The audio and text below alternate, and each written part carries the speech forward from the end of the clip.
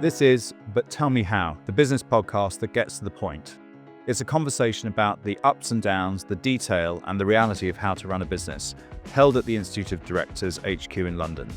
Today we're talking to Dr Yvonne Thompson, who is the founder of Choice FM, which then became Capital Extra. We changed their mind that black music does work. Arriving in the UK at the age of 6 from the Caribbean, and then starting a business in her mid-20s because she had to. He said to me the everlasting words, black music will never happen. It was more anger than confidence. I had to become the best saleswoman ever. She'd been passed over promotion 3 times. The only way for me to move up was to move out. We talk about all this and more in But Tell Me How.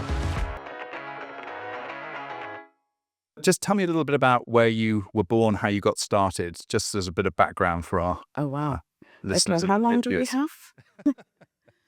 About 65 years ago, my parents got that note that said, come and help rebuild the motherland. The streets are paved with gold. My father came over to the UK, first of all, saved up lots of money, so we didn't have to come by boat, so that the rest of the family, and there was my mum and 6 children, could come by aeroplane. It was called BOAC, British Overseas Airways Corporations. Yeah.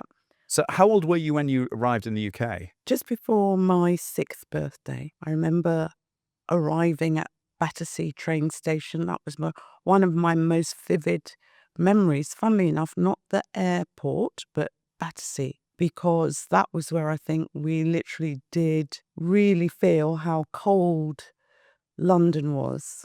We arrived in an area that was probably the worst part of London. We lived in the worst street in the worst part of London. And it was during that time when there would be notices on the doors that said no blacks, no Irish, no dogs. So obviously that made it even harder for them to find somewhere for 8 people to live.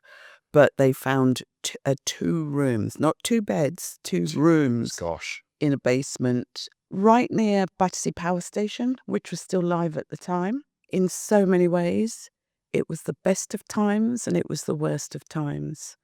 The best of times because there are so many memories that were made whilst we lived in those 2-room flat.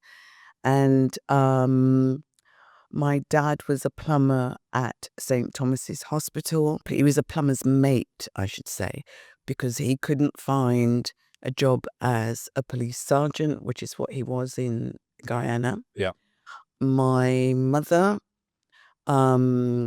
these days I would call her a domestic engineer, simply because she made everything and everything work. She made the smallest budget work for 8 people.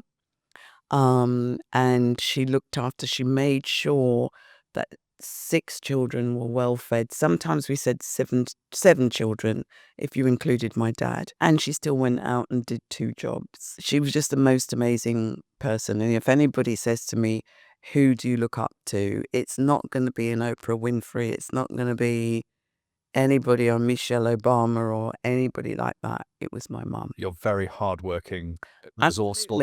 And that's where I got my work ethic from, because she would be up at 5 o'clock in the morning getting everybody else ready. And presumably education was very, very important.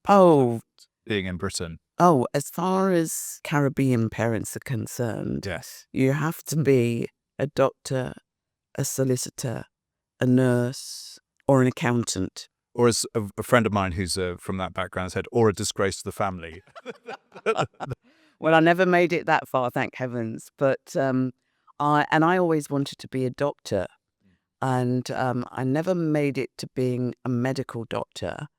But I do have 2 honorary doctorates, so just call me Doctor.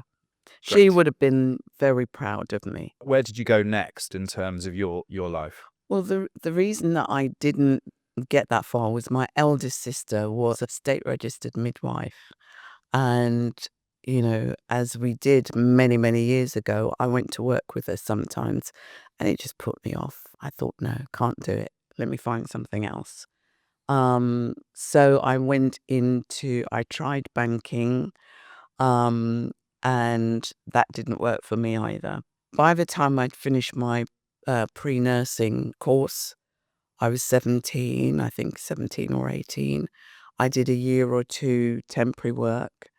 And then, as you do in those teenage years, I became pregnant. I had my daughter at what was then very young age. So after having my daughter, I went to, I think I was at home for about 3 months with her. And then I went out to start work. I did temporary work at CBS Records and ended up staying there for 7.5 years. Wow. And was that a break? Was that a good thing to have started on for you? It worked out It well? was. It was. It worked out very well. Not well enough for me to stay there and progress in the way I wanted to.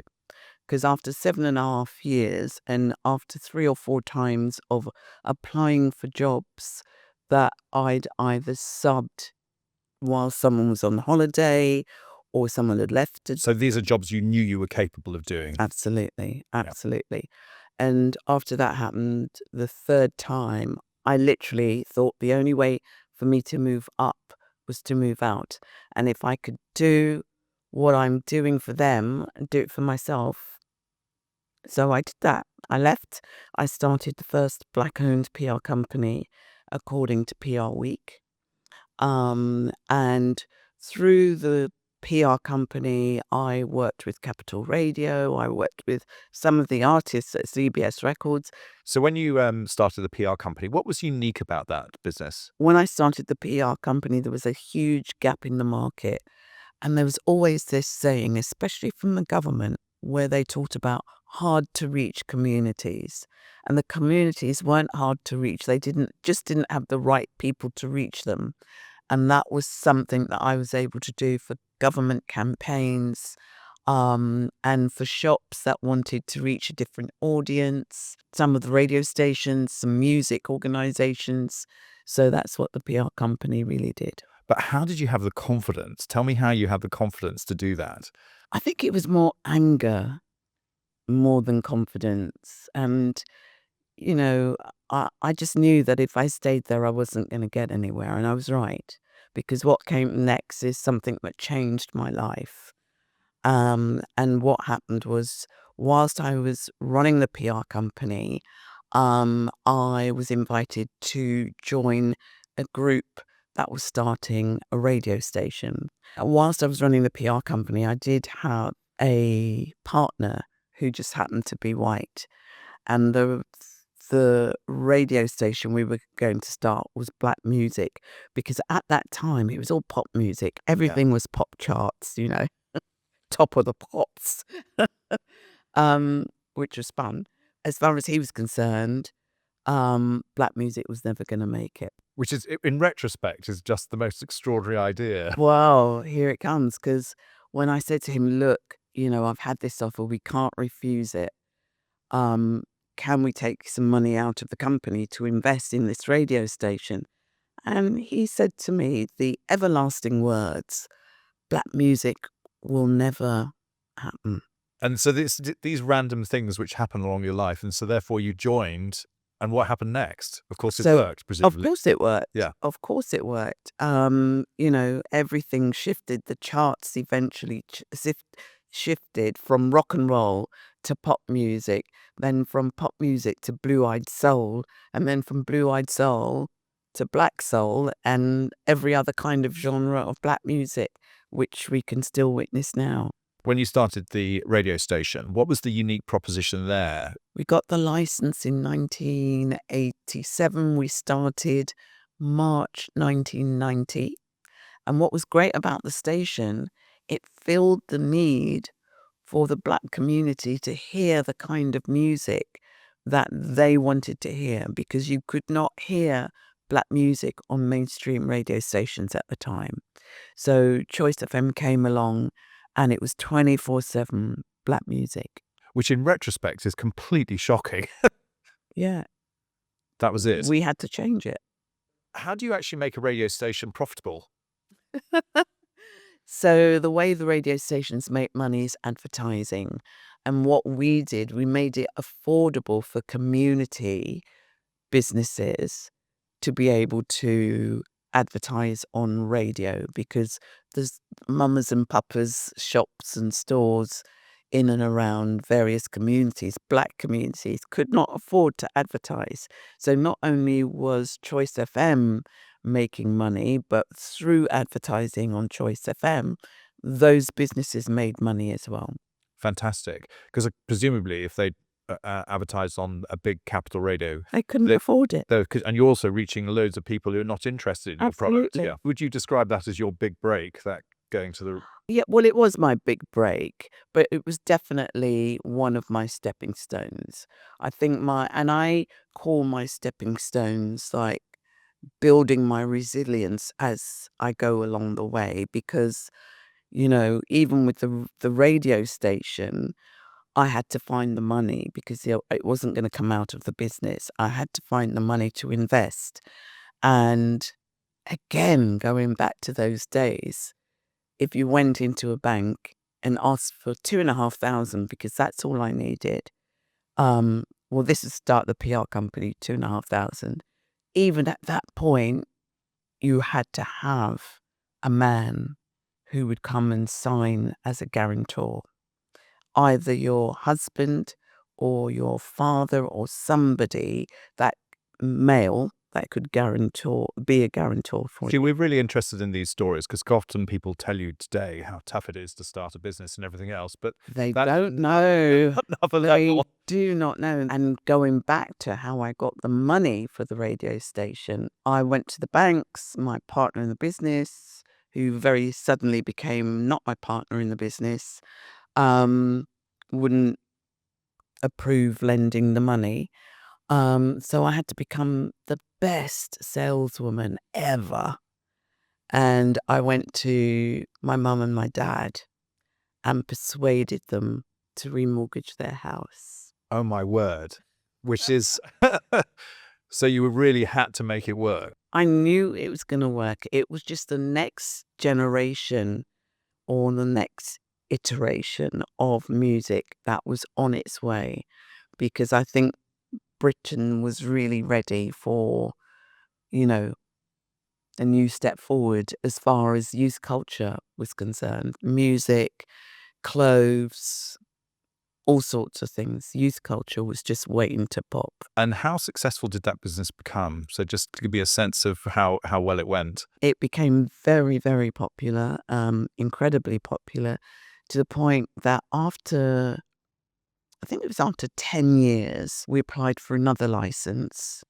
When you get to a certain transmission service area, you have to be monitored and recorded and everything, certain research. And what was happening was that our research that we got back from the radio authority showed that we had more young white people listening to Choice FM than we had young black people. But having said that, it's, of course there would be, because there are a lot more. Yeah. It's just a population. After 15 years of having the radio station or the licenses, we decided it was too big for us. We had approaches from what was then Chrysalis Radio and Capital Radio, and we were just about to go with Capital Radio for a huge amount when 9/11 happened. Oh, okay. It was literally about 2 weeks away and 9/11 happened. And then we had to kind of circle our wagons, and I think it was 3 years later, we came back and Capital Radio offered us some cash and shares, which was better than anything we were going to get after such a short time. So we sold it to Capital Radio, which is now Global Media, and it's known as Capital Extra. Fantastic story. So what do you think the lesson is for people starting out on business? Because, you obviously started with this idea of black radio for black communities, but it actually became much bigger than that. Is there a lesson there in terms of actually how you think about business? I think you have to know your audience, and you have to know what your audience wants, because we knew for a long time that Tony Blackburn on radio, on BBC Radio London, or Greg Edwards on Capital Radio at 11 o'clock on a Sunday night was not enough soul music being played or black music being played. And that actually, I should say black music being played, because it's more than just soul music. It was gospel, it was reggae, it was all sorts of black music. And we had a huge community that we know were listening to pirate radio stations. After you sold, etc., what did you do that next? All of a sudden, I got all these different approaches to be on different boards, advising government around small business throughout the Blair years, and also right up to the Conservative years. Not Johnson, I wouldn't do that. I'm still not decided whether I should be doing it with the current Labour government. But for me, it's more about campaigning or championing the businesses more than advising the government. So, I led a group. I campaigned for a group to start, which was the Ethnic Minority Business Forum. Yeah. And I did that for quite some time. And if you were to compare and contrast what it's like to start a business now compared to when you were starting, so if you came with similar background, maybe ethnic background, living in South London, how would you say, is it harder or easier to start businesses now? Well, I get asked that question quite a lot. In many ways, it's easier, but in many ways, it's harder. It's easier because everything is at your fingertips. There are no more gatekeepers, and there's so much more on offer that you can get. What advice would you give to people who are starting out? I tend to say you've got to be passionate about what you do, but whatever you do, your passion must pay, because at some point you need to eat. So, passion is necessary. And I always say passion keeps me up late at night. Passion wakes me up early in the morning, and sleep gets in the way. But you've got to make it pay. That's the trick, isn't it? The thing is, you've got to love what you do. You've got to, because if you don't, you just don't get the creative juices. It doesn't work. One of the things which is interesting to me is you founded the European Federation of Black Women Business Owners. Why did you do that? What was the thought behind that? When I started my business, there were lots of women business networks, and they were all white. And I was invited, which was nice, but I was the only person of colour there. And I thought, there's got to be more than me, And what was really good about starting it, when I started it, I had a radio station.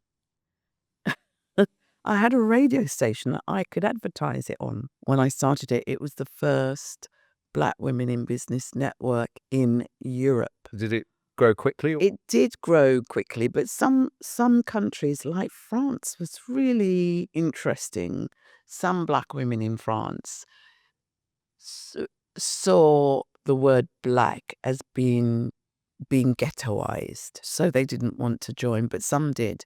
I mean, the most popular was Netherlands. That was really good. We had some in Germany, Italy, Spain. But tell me, what did people get out of that? What were the women who came? What do they like about it? What do they find? I think it was just knowing that there are other people like them, and being able to be in touch with people who are having the same sort of conversations, who are having the same sort of struggles, the same sort of challenges. Could relate to what you had to go through. Absolutely. Yeah. So one of the questions which we have in the UK often is, how do we actually encourage women, either of colour or white? How do we actually encourage more women to be on boards and or in business, etc.? How do you think we should get that to happen? So that struggle's been going for a while. Of course, you will have heard of the campaign Women on Boards. And then we did a campaign about minorities on boards, many of the women on boards had 3 or 4 places on boards. So the places were taken up, but not increased the women. Representation, yeah. Minorities on boards, well, that was again, that was more or less the same sort of situation. I mean, I was on a campaign called More Than One by 2021. It's now 2025. And it changed a bit, but not much. What do you think the problem is there? Why do you think it's difficult? Well, I mean, there's always going to be resistance. Power is not given away, you know, and it's difficult to take it.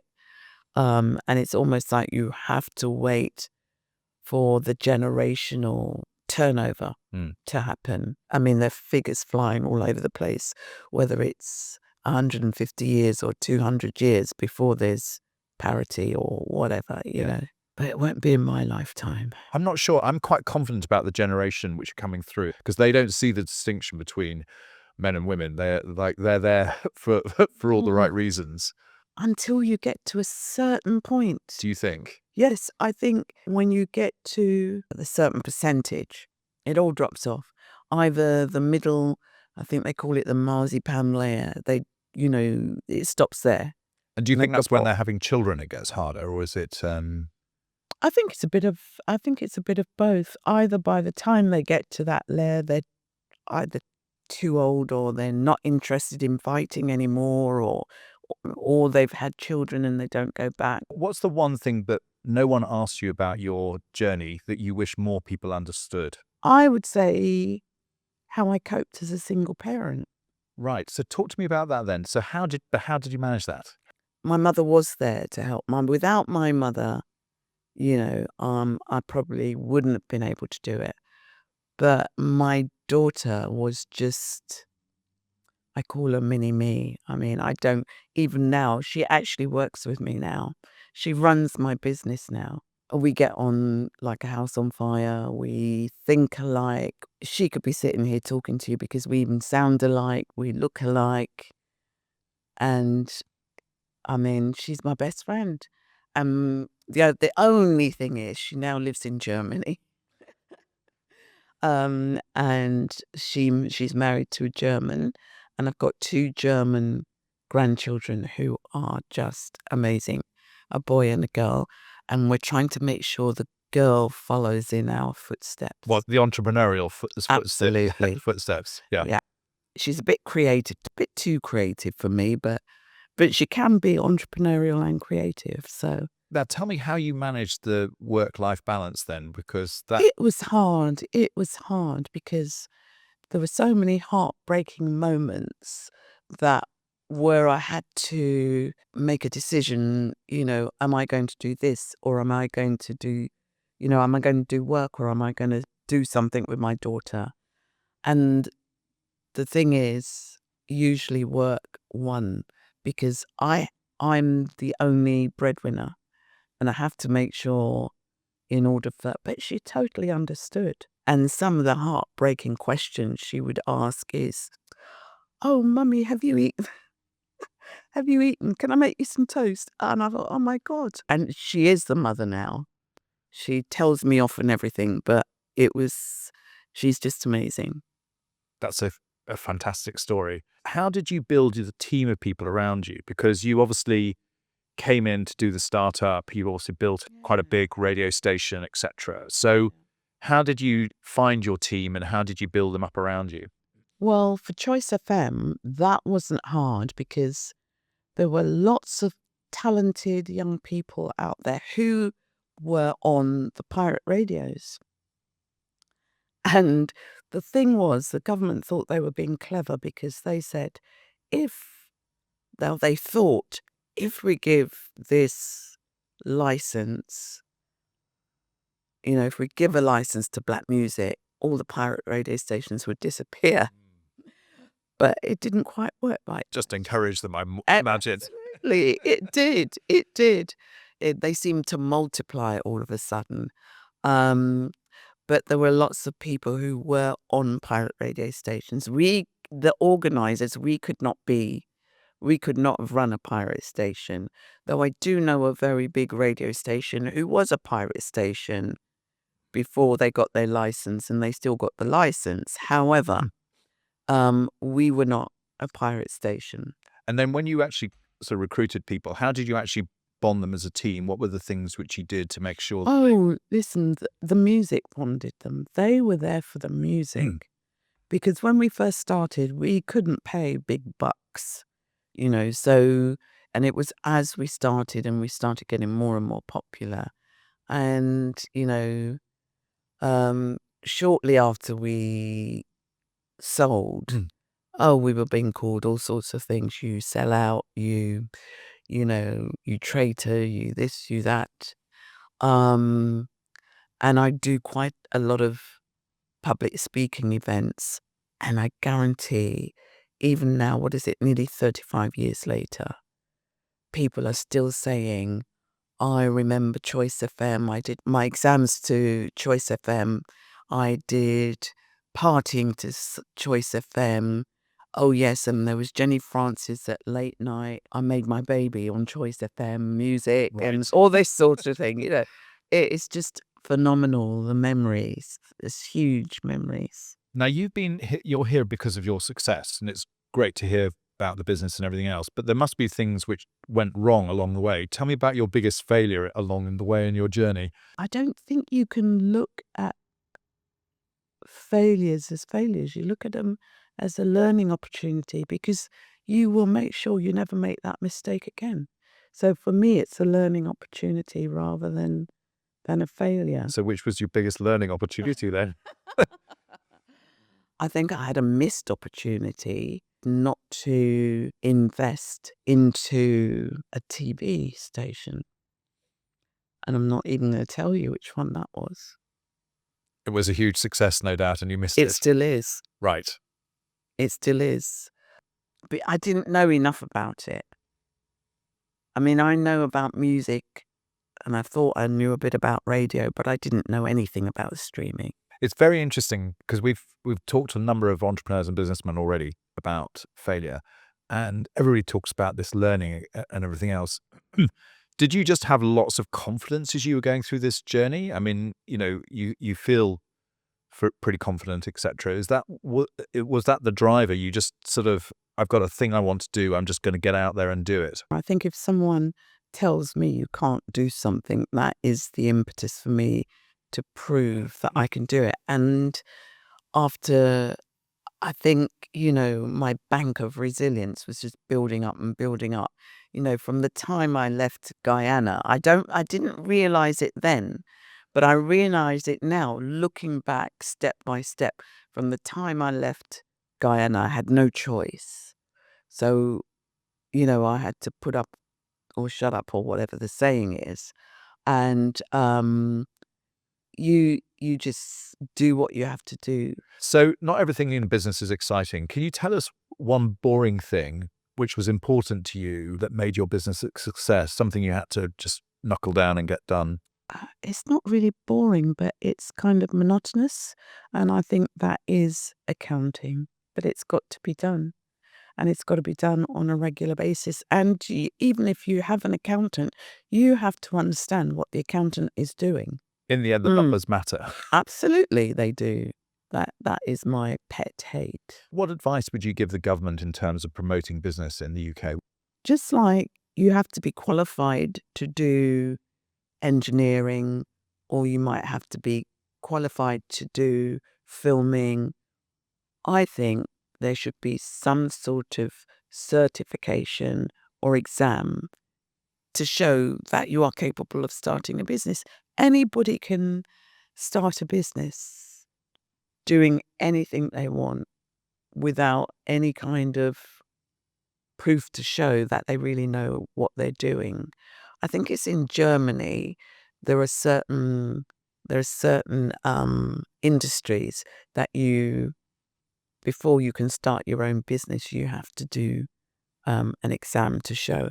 And I think definitely one of the certifications people should get is financial literacy, because I think that is where most people fall down. This idea about qualification for people actually starting businesses, why do you think that would be helpful? I think it gives them more confidence. It gives their customers more confidence. And I think in the end, it's good for the business. Well, we certainly support that at the IoD. As you probably know, we do a lot of training for people who want to be directors, etc., so that they can Yeah. learn how the things which are important in running a business. And I think one of the things that government should do, as far as small businesses are concerned, I think they need to be more in touch with the communities, various communities, to understand what's coming next. In fact, what I think should happen, which I don't know it happens very often, they shouldn't appoint a minister for business unless he's owned a business or gone through, I think there may be one or two. But usually, they appoint all these people that have never run a business. I completely agree with you. It shocks me always when I'm talking to politicians or people in the Treasury who've actually never been and run a business. They have no idea what it means. Yvonne, thank you very much. That was really fascinating. I loved the story of how you got going. Really great pleasure to meet you. You too. Thank you. That was a great conversation with Dr. Yvonne Thompson. We've just finished. I think 3 big takeouts for me. No matter what your background, you can make it. Hers was a really tough start and did an amazing job through her journey. And the second point is that Yvonne, when she started a business, she knew the market and she knew the product and therefore didn't need to do any research. She knew it was going to work. She just got out there and did it. And then the lovely thing about the way that Yvonne is putting back into her community and back into broader business, really giving back to society. Thanks for listening. This podcast is brought to you by the Institute of Directors and is produced by Econ Films. Head to iod.com to join our growing community and gain access to opportunities for development, networking, and business support. Join me next time, wherever you get your podcasts, as I ask business leaders the question, but tell me how. And remember, the views in this podcast are those of the speakers, not necessarily the IoD.